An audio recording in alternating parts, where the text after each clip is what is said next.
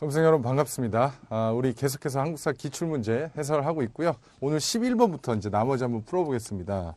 그래서 11번 보면 다음 제도가 있었던 시기의 경제 상황에 대한 설명으로 옳은 것, 이게 지금 되게 어려운 것 같은데 다 요소에 지금 암시를 하고 있습니다. 맞춰봐라 이러고. 그래서 경제 상황이라고 했으니까 뭔가 경제와 관련된 거겠죠. 자, 경제 상황이라고 하면 주로 나오는 게 토지제도나 아니면 수치제도나 이런 겁니다. 아니면요, 농업과 관련된 거나 아니면 뭐 수공업이라든가 상공업이라든가 이런 거 나오겠죠. 수전자가 죽은 뒤, 수전자 잘 모르겠어요. 어쨌든 수전자 이런 말 나오고. 그 다음에 처가 자식을 가지고 수신하는 경우에는 남편의 과전 모드로 물려받고 나왔죠. 과전. 그래서 쭉 보면은요, 자식이 없이 수신하는 경우에만 반만 받으면 뭐 쭉 나옵니다. 뭐 과등에 따라 받는다. 과전법이죠. 과전법. 그래서 굉장히 중요한 얘기인데, 자, 과전법. 이게 이제 고려 말에, 이제 공포가 돼갖고, 반포가 돼갖고요. 조선사회를 지배하게 되는 하나의 토지제도인데, 이 고려시대 전시과하고 잘 구별해야 됩니다. 그죠? 그러니까 쉽게 말하자면 이게 조선사회에 적용됐던, 물론 고려 말에, 이 제정을 하긴 합니다만, 그 다음에 고려사회를 지배했던 전시과하고 요거를 구별을 해야 돼요. 자, 어쨌든 간에 과전법의 개념은요, 여러분들, 일종의 토지제도긴 하지만, 토지제도지만 더 쉽게 말하면 공무원들 월급제도라고 생각하면 좋을 것 같아요. 관리들 월급제도. 자, 지금 여러분들 국가의 녹을, 이제 국가에서 일을 하면, 월급을 통장으로 딱딱 입금을 받잖아요. 그럼 이때 그렇게 했을까요? 아니면은 지폐를 봉투에 넣어갖고 돈을 줬을까요? 그게 아니란 말이죠. 자, 이때는 과등에 따라, 다시 말하면 관리가 되잖아요. 그러면은 이제 토지에 대한 수조권을 분급해 줍니다. 수조권. 쉽게 말하면 토지를 주는 게 아니라 일정 범위 토지 안에서 거기서 나오는 조세 있죠, 조세. 조세를 수취할 수 있는 권리를 줍니다. 수조권. 조세를 수취할 수 있는 권리를 줘요. 절대 땅을 소유권을 주는 게 아닙니다. 자, 여러분들 소유권 주는 게 아니에요. 수조권입니다. 수조권. 그래서 이 수전자 이런 말 나온 게 이겁니다. 수조권을 행사할 수 있는 관리. 그죠? 여기. 군인의 유가족에게는 구분전이 지급되었다. 이건 전시과 제도 하에서. 전현직 관리에게 전지와 시지를 지급하였다. 자, 전지와 시지는 오히려 전시과입니다. 자, 전지. 쉽게 말하면, 토지세입니다. 이게 바로 토지세. 조세를 수취할 수 있는 거나, 시지는 임야, 벌목세라고 보면 될 것 같아요. 임야세, 이렇게. 근데, 과전법 하에서는 시지는 안 돼요. 전지만 해당됩니다. 전지에 대한 수조권만을 이제 인정해줬다.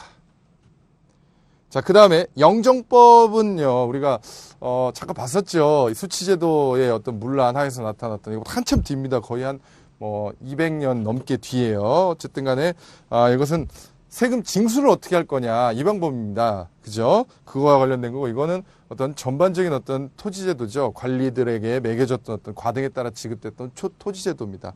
조금 성격이 다르고요. 경기 일대의 토지를 관료에게 분배하고 수조권을 지급하였다. 정확하죠. 되게 쉬운 겁니다. 근데 좀 이제 이 내용을 이해를 못하면은 어려운데 이걸 딱 파악을 했어야 돼요. 그러니까 다 요소에 지문이 길어도 요소에 암시하고 있는 게 있습니다. 그걸 딱 찾아내야 돼요. 그러니까 단편적으로 개념 물어보는 문제는 한 문제도 없습니다. 그러니까 이렇게 약간 좀 추론을 해야 돼요. 추론을 하면 쉬워요. 자, 12번 같은 것들 좀 어려울 수 있겠네요. 이런 거는. 다음 글과 관련이 있는 단체라고 또 했죠. 단체. 단결, 계속해서 강조합니다. 단결, 역량을 집중, 단결을 공고해야 한다.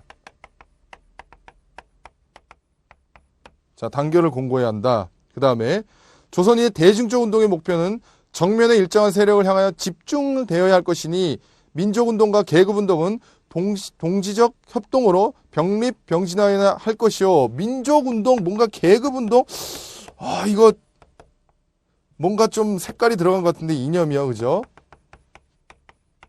뭔가 좀 이념이 들어간 것 같아. 냄새가 살짝 나요. 그죠? 살짝 좌익과 우익의 이런 냄새가 좀 납니다. 쭉 계급 계속해서 강조하고 있고, 계급 철폐 민족 단일당. 자, 민족 단일당. 이거 뭘까요? 이제 나왔죠, 어느 정도. 자, 여러분들. 신간회와 관련된 겁니다. 신간회. 그죠? 신간회. 자, 신간회가 바로 좌익과 우익. 다시 말하면 민족주의 진영과 자유주의 진영의 이런 합작이죠. 합법적인 합작단체입니다. 이념을 초월한 합작단체예요. 그러니까 사회주의 계열과 그죠? 자유주의 계열의 민족주의 자유주의 계열의 합작단체입니다. 물론 합법적인 단체예요. 합법성을 지금 인정받던 그런 단체입니다. 이렇게 이제 해놓고요. 자, 어쨌든 이 글은 여러분들 안재홍이 이제 쓴 해소파에게 여함이라는 글이고요. 해소파에게 여함. 1931년 비판이라는 이런 잡지에 실렸습니다. 해소파에게 여함. 안재홍. 어쨌든 신간회를 물어보는 거고요. 여기서 조금 더 이제 중요한 게 뭐냐면은요. 보기에도 나와 있는데 신간회가 여러분들 1927년 2월에 결성이 됩니다. 1927년 2월이고요. 이에 앞서 1926년에 여기에 이제 영향을 준 하나의 선언이 있었는데 1926년에 그게 바로 정우회 선언입니다. 정우회 선언. 자, 이 정우회 선언에서 바로 이제 신간회 결성을 촉진하게 되죠. 신간회 결성을 촉진하는 계기가 됩니다. 촉진 계기가 되더라. 자, 여기까지 이렇게 전후 관계를 정리해 놓고 선택지를 볼게요. 자, 보면은요. 정우회 선언이 단체 창립에 영향을 끼쳤다. 맞죠? 방금 정리했잖아요. 단체가 아닌 개인만이 회원으로 가입할 수 있었다. 그렇습니다. 나중에 거의 개인 회원 수를 3만 명 가까이 확보하게 됩니다. 자, 그 다음에 여기 우리 해설에 안 나와 있지만 안재홍, 이상재, 신채호 등이 대표적 인물입니다. 신간에 안재홍, 신채호 이런 분들. 그래서 여기 안재홍 썼으니까 신채호, 이상재 같은 분들. 자, 같이 좀 정리를 해두시면 좋을 것 같고요. 그 다음에 계속해서 보면은요. 비합법적인 단체로 틀렸죠. 합법적인 단체라 그랬잖아요. 그래서 틀린 거고요. 광주학생운동에 자극받은 건 맞습니다. 진상조사단을 파견하고 이제 민중대회를 개최하려고 했는데 일본의 방해로 무산됐습니다. 그래서 틀렸어요. 자, 그 정도로 이제 정리를 하면 충분할 것 같고요. 신간회와 여러분들 신민회와 헷갈리시면 안 됩니다. 신민회. 이거 제가 하나 말씀드릴게요. 세 개 단체를 헷갈리면 안 돼요. 자, 먼저 순서대로 독립협회하고 독립협회 이제 주로 고종황제가 을미사변 후에 그죠? 러시아 공사관으로 피신을 가죠. 아간파천. 그때 많이 활동을 합니다. 그죠? 고종황제 황국요구하고 독립협회. 그 다음에 이제 신민회죠. 신민회는 조금 활동 성격이 틀리죠. 독립협회는 만민공동회라든가 이런 것처럼 대중 집회도 많이 하고 그랬는데 신민회는 일종의 좀 아나키스트적인 그런 색깔이 있죠. 비밀 결사단체입니다. 신민회. 안창호, 양기탁 뭐 이런 분들, 뭐 서재필 이런 분들이 대표고. 자, 그거 헷갈리시면 안 돼요. 독립협회, 신민회, 신간회 세 가지 잘 정리해 주시고요. 자, 그 다음에 이제 다음 문제를 보면은요. 13번 보겠습니다. 13번도 이거 문제를 푸는 스킬이 있습니다. 거의 이 범위를 안 벗어납니다. 이걸 알고 있으면 거의 맞춰요. 고려의 북방 세력과 관련된 사건들, 그러니까 고려의 대외 관계는요. 고려 대외 관계. 이렇게 기억하시면 돼요. 거, 여, 몽. 그 다음에 요 사이에 하나 낑겨 있는 게 후금. 우리 문제 때문에 제가 조금 변형을 했습니다. 이거 모르도 알아도 문제는 풀 수 있는데 거란, 여진, 몽고, 그 다음에 홍건적 왜구. 자, 이렇게 정리해 두시고요. 자, 한 번씩 정리해 보면, 자, 먼저 거란입니다. 그래서 거란의 침입에 대해서 그죠? 서희가 외교 담판으로 강동 6주를 획득한 거 이런 것들. 그러면서 영토를 확장하게 되죠. 그 다음에 강감찬, 3차 침입에 강감찬의 귀주대첩. 자, 귀주대첩. 자, 여진은요, 윤관이 별무반을 조직해갖고 여진을 정벌했다. 이런 얘기를 하죠. 동북지방에 구성 쌓았다. 나중에 반환했다. 윤관의 별무반 조직한 거.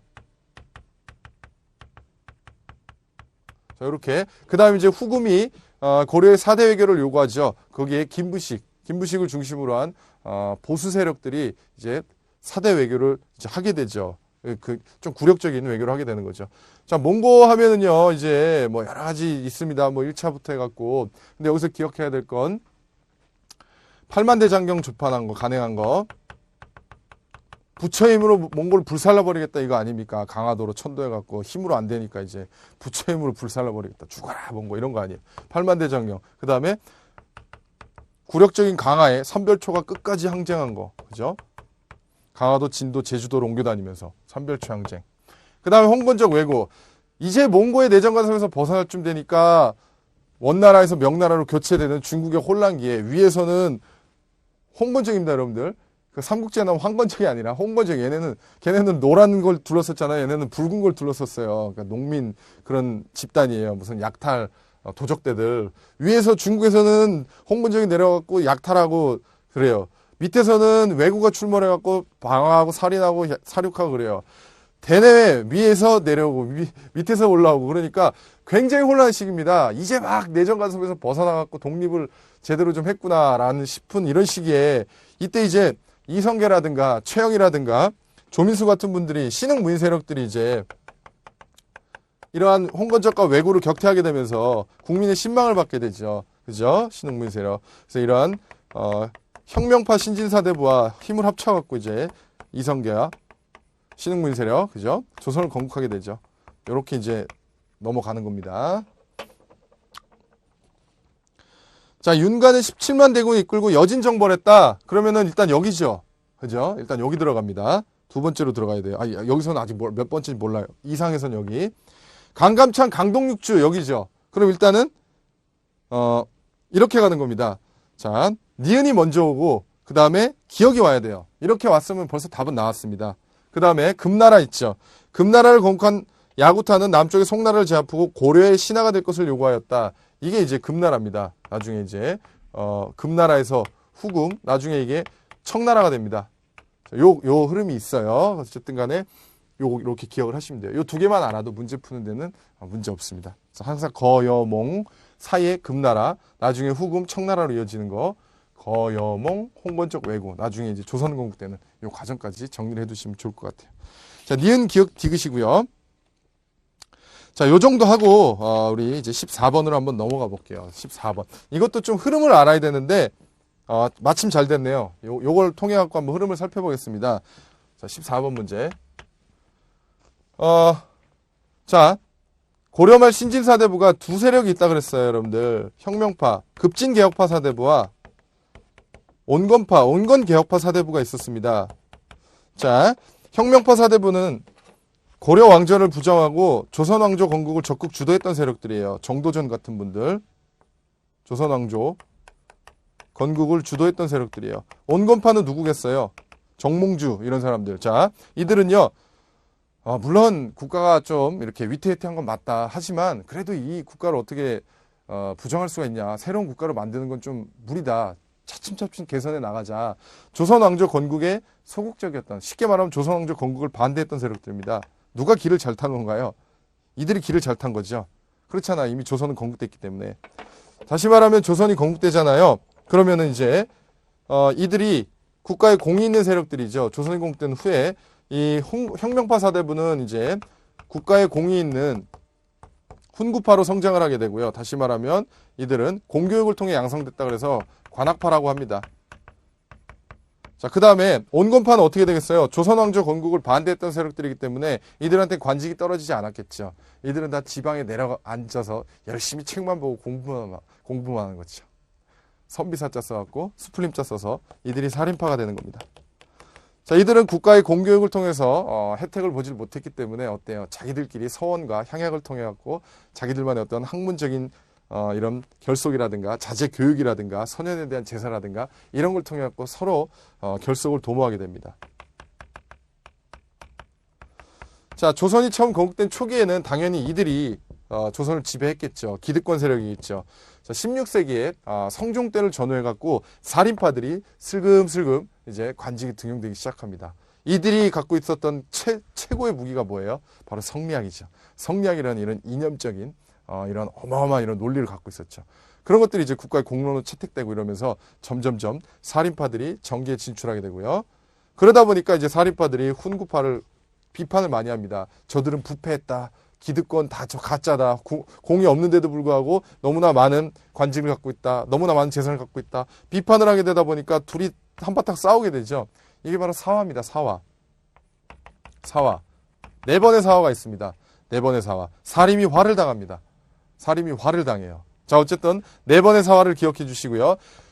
사화 이후에도 이제 사림은 꿋꿋하게 자기의 어떤 성리학적인 이런 이념적인 이런 무기를 갖고서 꿋꿋하게 성장을 하면서 이제 오히려 사림이 집권을 하는 그런 시기가 오게 됩니다. 사림이 집권을 하다 보니까 지방에 있는 사림들이 대거 다 중앙으로 다 몰려오다 보니까 관직수가 부족하게 되죠.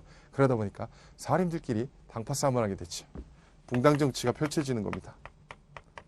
자, 붕당 정치가 나중엔 처음에는 이념 대결이었어요. 이런 논리도 있고 저런 논리도 있다. 서로 어떤 이념, 논리 대결을 하다가 공론이 채택되면 왕의 재가를 받고 이런 형태로 갔는데 나중엔 어떻게 됩니까? 임진왜란을 겪게 되고 병자호란을 거치고 그러면서 점점 군사력을 보유하고자 하는 욕구, 경제적인 실리를 추구하고자 하는 욕구, 당파 싸움이 실리적인 욕구로 변질되게 됩니다. 그러다 보니까 이제는 서로 합의, 공론을 통해서 국가의 어떤 국정을 운영해 가는 게 아니라 서로가 서로를 공격하게 바쁘죠. 그죠? 일당 전제와 역모로 고발하고 그러게 바쁘게 됩니다. 다시 말하면 빈번한 환국과 그죠? 빈번한 어떤 경쟁이 이렇게 나타나게 됨에 따라 왕권마저 위태위태해집니다. 이에 안 되겠다. 이대로 둬서는 안 되겠다. 왕의 권한을 통해서 이러한 붕당 간의 세력 균형을 인위적으로라도 조절을 해야 되겠다. 그게 바로 탕평책이죠. 탕평정치 또는 탕평책. 그때서 일로 넘어가면 이제 그 유명한 사도세자 사건 아니겠습니까? 영종조. 자, 이렇게 가는 거예요. 영종조, 정조사후에 제대로 된 왕 없단 말 있잖아요. 왜? 나이 어린 왕이 나이가 너무 어리니까 모르잖아요. 그러니까 친인척들이 어떻게 해요? 나이 어린 왕 이용해갖고 다 해먹는 거죠. 그게 뭐예요? 세도정치죠. 이렇게 가는 거예요. 이어서 이제 세도정치를 타파한 게 흥선대원군이고 그러면서 고종이 집권하면서 근대사가 시작되는 거죠. 자, 이런 흐름을 알아두시면 좋습니다. 그래서 지금 우리가 여기에 이어서 여길 물어보는 거예요. 사화. 김종직의 조의제물 빌미로 다수의 신진 관료들이 죽거나 처벌을 당했다. 이게 무오사화입니다. 1498년의 무오사화. 도덕정치를 실현하라고 한 조광조의 개혁. 조광조의 개혁은 기묘사화. 굉장히 유명하죠. 주처위양 사건. 자, 인종과 명종의 왕위 계승 문제로 인종과 명종의 왕위 계승 문제 을사사화입니다. 이게 이제 옛날에 드라마로 했던 여인천하 그 내용입니다. 이덕화가 나왔던 아마 여러분들 아실 수도 있겠는데 자 어쨌든 왕권이 약화된 틈을 타서 훈구 세력이 살림이 아니라 사림입니다. 살림은요 누굴 살림이라 그러냐면 이제 정계에서 좀 높은 자리 뭐 무슨 판서라든가 아니면 영의정이라든가 우의정이라든가 이런 것처럼 정승을 지낸 사람이 이제 정계에서 은퇴하고 지방에 내려앉아갖고 내려앉았는데도 기득권 세력으로 막 영향력을 행사합니다. 국가에 무슨 일 있을 때 그 막 집으로 모이고 막 그래요. 그 사람 위해서 막 지시하고 막 주도하고 그래요. 그게 살림이라 그래요. 살림처사 이런 말 들어보셨죠? 니은에 서술된 개혁을 추진하는 세력은 중앙집권과 부국강병을 주장하였다. 아닙니다. 중앙집권과 부국강병을 주장한 거 훈구파예요. 자, 이들은 아닙니다. 니은과 디귿에 따른 정치적 갈등의 결과 사림 세력이 큰 피해를 되게 쉽죠. 알고 보니까. 그렇죠. 사화가 뭔가요? 사림이 화를 당한 사건을 사화라 그래요. 디귿의 대립이 심화된 결과 동인과 서인이 붕당에 출연했다. 아니죠. 붕당은 이거 다 훨씬 다음입니다. 다음. 이 사건보다 더 지나서. 됐죠? 자, 요 정도 해서 하나 또 마무리하고 여기 지우겠습니다. 이제 지우고 계속해서 한번 진행을 해볼게요. 자, 방금 문제는 제가 여러분들 좀 시간을 많이 드린 이유가 있습니다. 이거 나중에 다 써먹을 때 있을 거예요, 언젠가. 지금 여기서 말고라도 언젠가 여러분들 국사 공부하는데 확실히 써먹을 때 있을 거예요. 자, 15번. 1946년에서 47년 진행된 좌우합작운동.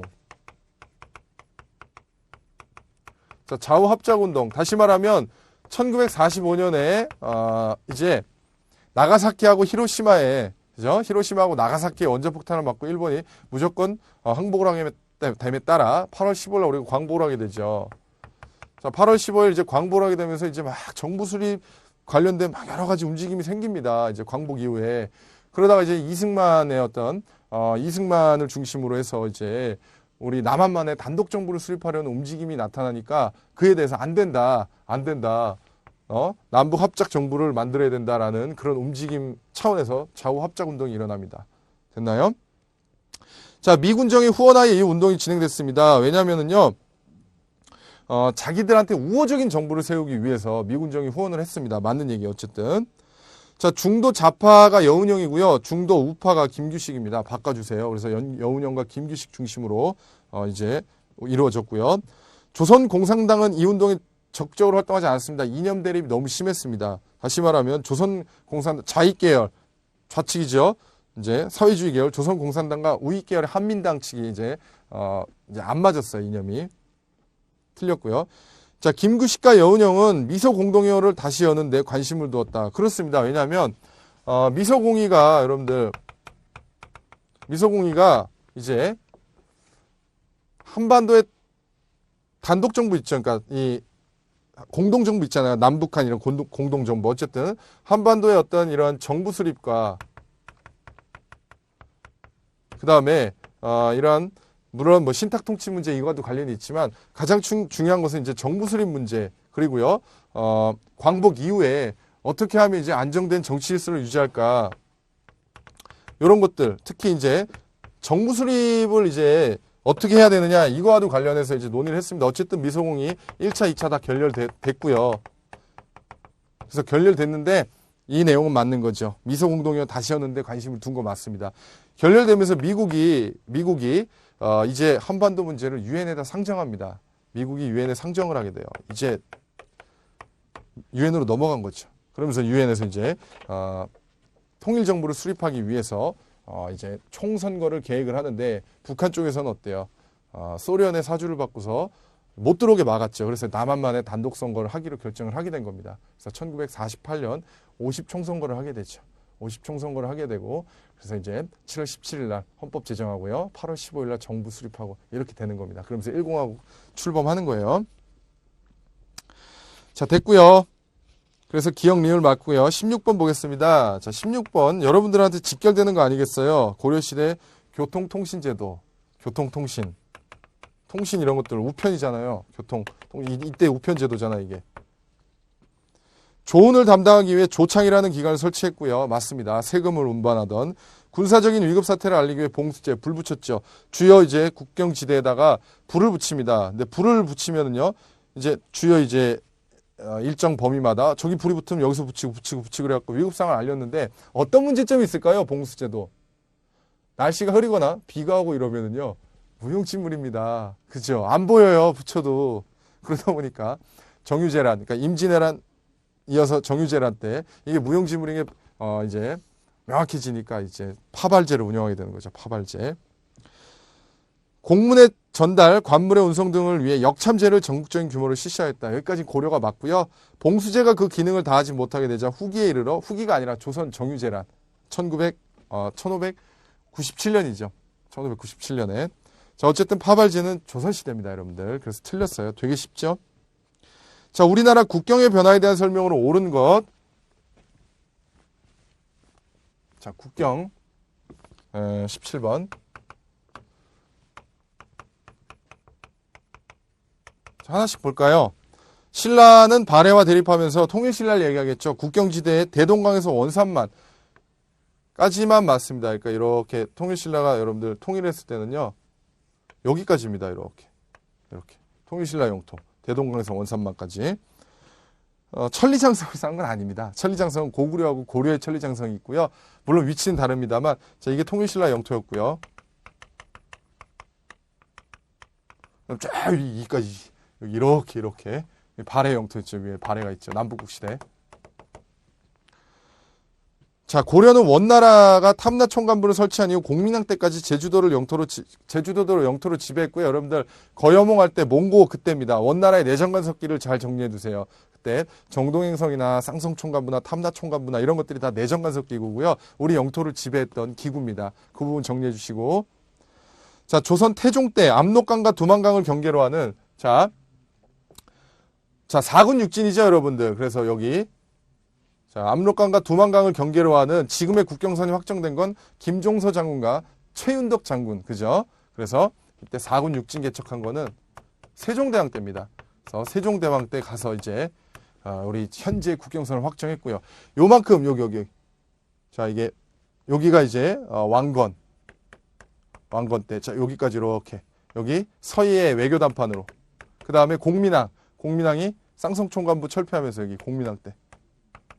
자, 최종적으로 세종대왕 때 이렇게 우리 국경선이 확정됐습니다. 자, 됐고요. 일본은 푸승광산 채굴권과 안봉설 부설권의 대가로 간도를 청해 영토로 인정하였다. 굉장히 중요한 얘기죠. 백두산 정개비 사건이죠. 이게 지금 여러분들 간도협약을 얘기합니다. 1909년에 간도협약인데요. 이게 뭐냐면은 1712년에 청나라하고 조선하고요. 국경선에 관한 협의를 합니다. 왜 그러냐면 위에 중국과 우리 조선과 영토가 이렇게 딱 붙어 있으니까 되게 가깝잖아요. 그러다 보니까 사신들도 많이 왕래하게 되고요. 장사꾼들도 많이 왕래하다 보니까 국경선을 좀 명확히 하지 않겠느냐라는 이제 얘기가 나온 거죠. 그래서 청나라 사신과 조선과 국경선을 협의해갖고 백두산 정개비를 세웁니다. 1912년에 백두산 정개비를 세워요. 그래서 백두산에다 정개비. 다시 말하면 양국의 국경선이 뭐다라는 비석을 세우는데 여기에 뭐라고 되어 있냐면 동위, 토문, 서위, 압록. 자, 이렇게 써 있습니다. 이게 굉장히 중요하죠. 자, 여기가 두만강이죠, 여러분들. 아까 여기 압록강이라고 했는데 여기 두만강입니다. 여기 압록강이죠. 그렇죠? 서위, 압록. 자, 이렇게 압록강과 두만강이 이렇게 있는데요. 동이 토문, 서위 압록, 서쪽 압록은 압록강이 맞는 것 같다. 근데 이 토문강이 과연 어디냐? 이 토문강 해석 둘러싸고 이제 이 시기 와서 그럽니다. 이 시기 와서 그래요. 그러니까 1800년대 후반에서 1900년대 초에 이게 문제가 돼요. 이 해석을 둘러싸고 간도가 누구 땅이냐 관련해서. 그래서 쫙 역사를 거슬러 올라가 보면 부여 있죠, 부여. 부여가 만주 송화강 유형에서 이제 건국이 됐어요. 송화강이 이렇게 있습니다. 그럼 그 지류로 이렇게 토문강이 있어요. 지류로. 그러면은 우리 측에서는 토문강은 여기다 이런 주장을 하겠죠. 그래서 이 간도가 다 우리 땅이다라고 주장을 합니다. 그런 얘기를 하죠. 그런데 이때 청나라가 힘이 없어요. 이미 이 시기 가면. 일본의 힘을 빌린 거죠. 일본에다가 철도 부설권을 준 대가로 우리에게 힘을 실어달라. 그래서 일본과 청나라가 맺은 게 바로 간도 협약입니다. 그죠? 이렇게 이거를 그래서 간도 땅을 이제 청나라에게 귀속시킨 거죠. 됐죠? 자, 그 다음에 여러분들 18번 우리나라 과학기술의 발달에 대한 설명을 옳지 않은 것. 불국사 석가탑에서 발견된 두루마리 형태의 무구정강 대다란이 경우 세계에서 가장 오래된 현존 목판 인쇄물 맞습니다. 자, 목판 인쇄물로 가면 맞고요. 금속 활자본 이러면 틀려요. 목판이에요. 금속 활자본 이러면 틀립니다. 자, 금속 활자본이라고 하려면 직지심체 유절로 가야 돼요. 자, 고려 후기에 여러분들 칠정산 내편과 칠정산 외편은 조선 세종 때입니다. 그렇게 하고 정리하면 될 것 같아요. 나머지는 다 맞는 얘기입니다. 특히 4번에 이재마의 동의수세본 같은 병이라도 사람의 체질에 따라 약을 다르게 써야 한다. 이게 바로 사상의학이죠. 태음인 태양인 소음인 소양인. 그죠? 19번은 공자의 어록에 나온 말입니다. 이거 그냥 같이 한번 읽어볼게요. 읽어보고 뜻풀이 해보겠습니다. 공자의 어록에 나온 건데요, 다. 자, 1번은 불안인지 북이지 환부지이냐가 되지요. 그래요. 그래서 공자가 말한 건데, 남이 나를 알아주지 않는 것을 근심하지 말고, 내가 남을 알아주지 못하는 것을 근심하라. 이런 뜻이에요. 자, 2번 어때요? 인부지불온 부력군자오. 마찬가지. 비슷한 뜻이고요. 3번은, 이거 공부 안 해도 맞췄을 것 같은데? 앞에 것만 딱 보고. 온고이지신 알잖아요. 그죠? 그래서 옛것을 잊지 않고 다시 생각해 봄으로써 그 다음에 뒷부분 보면요. 가히 위사의 이런 거죠. 그죠? 새로운 것을 얻는다 이런 뜻입니다. 3번이 좀 엉뚱한 의미고요. 4번은 뭐라고 되어 있냐면 불안 맡기지 구의가지하라고 되어 있죠. 마찬가지입니다. 자가를 알아주지 않으면 걱정하지 말고 알려질 수 있기를 구하라 이런 얘기죠. 이게 앞에 원래 공자왈 이렇게 붙습니다. 공자왈. 공자가 말하기를. 자, 20번 자연의 아름다움을 표현한 시구가 아닌 것. 이런 게 어렵죠. 그죠? 1번에 송화동문자. 여기서 말하는 송은요, 여러분들. 소나무를 얘기하죠. 하는 소나무 밑에서. 여기까지 보면은 이것도 뭔가 자연의 아름다움을 표현한 게 맞나라고 했는데 동자. 그죠? 동자. 그래서 소나무 밑에 동자에게 이르니 이런 뜻입니다. 전혀 상관이 없죠. 2번 산기일석 가 이렇게 돼 있죠. 산기, 산기운 이런 얘기를 하죠. 그 다음에 노를 얘기하죠. 일석, 그죠? 그 다음에 3번에 하운 다기봉, 여름에 하운, 그죠? 여름의 구름 이런 것들. 그 다음에 밑에 다기봉 보면 오묘한 어떤 이런 봉우리를 만든다 이런 뜻이겠죠. 4번은 도화유습 묘연거. 그래서 이게 좀 어렵죠. 그래서 지금 복사꽃 얘기하고 있습니다. 복숭아꽃. 그래서 복숭아꽃 뒷부분 보면은 수가 나오죠. 수 묘연거. 아득히 물에 띄어 아득히 흘러간다 이런 뜻입니다.